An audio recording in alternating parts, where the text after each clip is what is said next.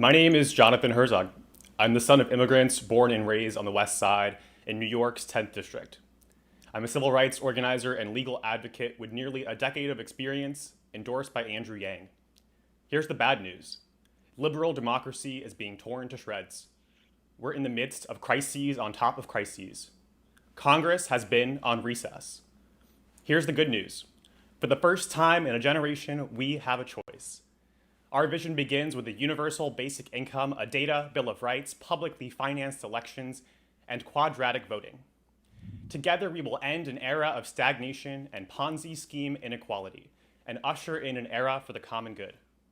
I'm asking for your vote by June 23rd to build a new way forward. Candidates, our first topic tonight will in fact be criminal justice reform, policing reform. We are, of course, in a time of great upheaval. There are people marching in the streets tonight and every night. What would be your top priority when it comes to criminal justice reform? We have to dismantle systemic racism and provide for real, substantive, structural reform. There's no more time for lip service and no more time for cheap talk. We need a federal standard for a use of force as necessary only as a last resort. We have to mandate de-escalation. We have to demilitarize our police force, enforce data collection, ban no-knock warrants, have a public database, and end qualified immunity. But none of this is enough. If you look at the George Floyd murder, this was downstream of a counterfeit $20 bill. So we need to heed the wisdom of Martin Luther King Jr., who in his last year fought for a guaranteed minimum income for all Americans. The civil rights vanguard of this era is fighting for a guaranteed minimum income for all. Fund police, it would do just about all the things that the Black Matters Lives people are asking us to do. And I'm going to be leading the fight in the next few weeks against the Republicans who want to have a pale limitation and don't want to do most of what needs to be done to end this plague of police brutality and systemic racism. Now, Errol, I'd like to just add to this, none of this is enough. The average net worth of a Black household is 1/10 that of a white household. Black moms are 3 times more likely to die from childbirth. And people of color will be a majority by 2043, but the median net worth of a Black family is expected to be 0 by 2053. This is before the pandemic, before COVID, where now nearly half of all Black households think they will not be able to make rent. When America catches a cold, the saying goes, Black people get the flu. It turns out in 2020, when America catches COVID, Black people are nearly 2.5 times more likely to die than white folk. And this is part of a legacy of structural racism, of redlining, and of disparate impact and chronic illnesses. And this fundamentally cannot be tackled solely through slogans and through party lines. We need real structural systemic reform at all parts of healthcare, the economy, and in criminal justice.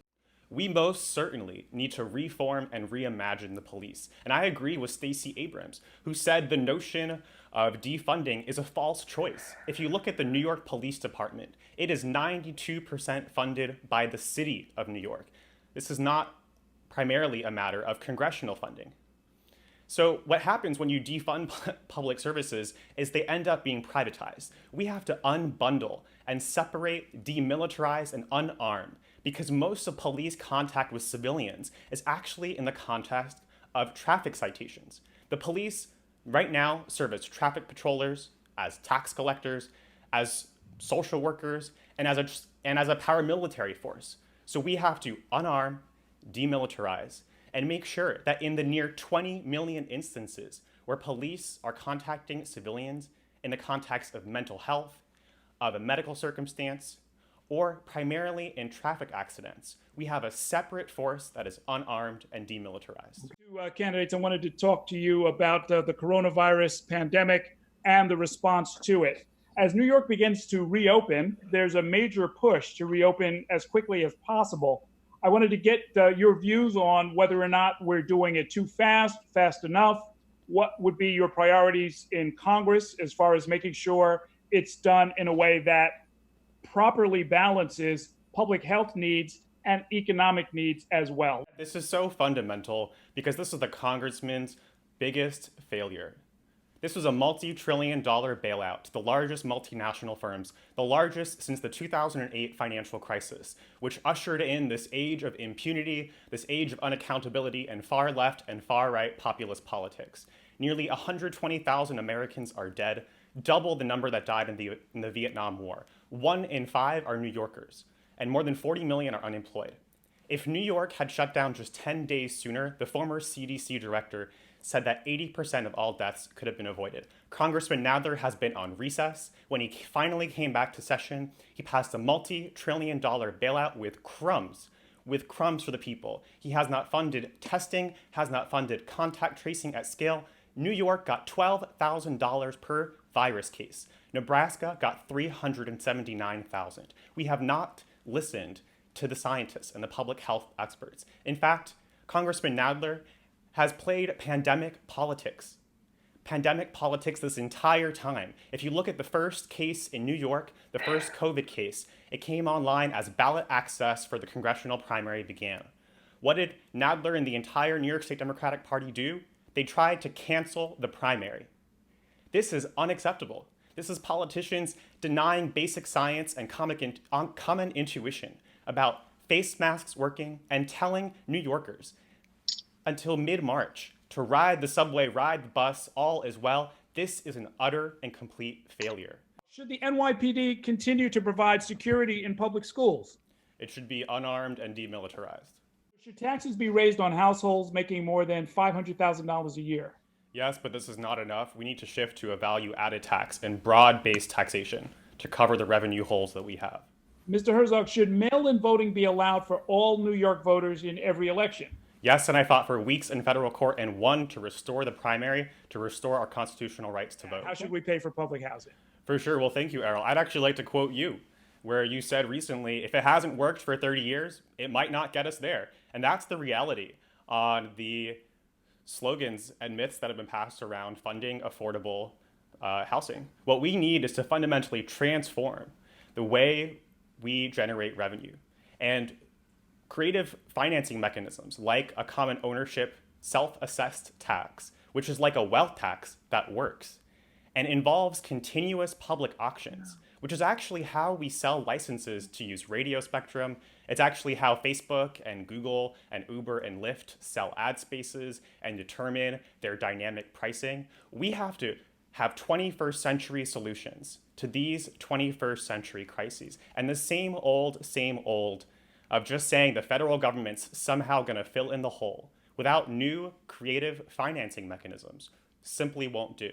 Let me switch to our next and final topic, which is not public housing, but all the rest of the affordable housing that is an issue of such concern throughout your district. What's your best idea that you would give to people who are desperately worried about their rent? And I don't just mean the people who are advocating for a cancellation of rent. If you support that, please say so. But if you've got a different idea about how to get us through this immediate crisis and onto long-term affordability in the district in particular, please let us know about it. Let's start with you, Mr. Herzog. Well, as we've said, we need a universal basic income right now for everyone. 40% of the 40 million plus jobs that have been lost are permanently gone for good. The Fed said we've entered a new Great Depression. And so in addition to a universal basic income and data property rights, we should explore, again, creative financing mechanisms, 21st century ideas like quadratic funding. And what quadratic funding is it's like matching funding, which we're used to in New York City in the context of city council elections, for example, where you match 6 to 1. What we're in, Errol, is a crisis of public goods. Public parks, clean air, clean water, basic science research, diplomacy, most digital media, pandemic and disease control. These public goods crises face what's called a free rider problem, which basically boils down to, well, why should I contribute? Because the benefit is so widely distributed, but you incur all the cost. So in quadratic funding, it's a new mechanism where the nth unit of influence would cost you N dollars, and you have a public subsidy pool that will reflect the strength of your preferences. Again, think about the matching mechanism we have in New York City, where we also have ranked choice voting, to make our government more accountable and to make it more open and decentralized, to put people first. You, if elected, would be a freshman member of Congress. What would be your first choice for a committee assignment and why? Mr. Herzog. Yes, it would be the Ways and Means and Appropriations.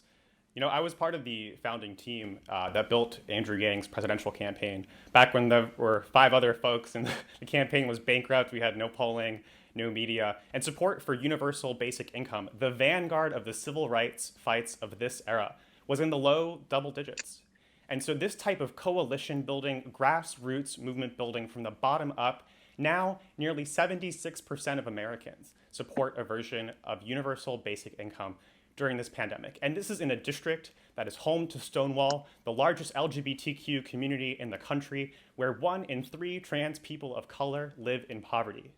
I'd be proud to be the first openly LGBTQ rep for this district and this community, but we need real, substantive, structural change. And that begins with a universal basic income for all. I'm asking for your vote because we don't have the time for these types of 20th century arguments. If you don't see yourself represented in the far left, the finger in the wind politics, or status quo, then join us. We don't have the time. We're in the midst of an era of stagnation and rampant inequality that has led to blood and soil politics.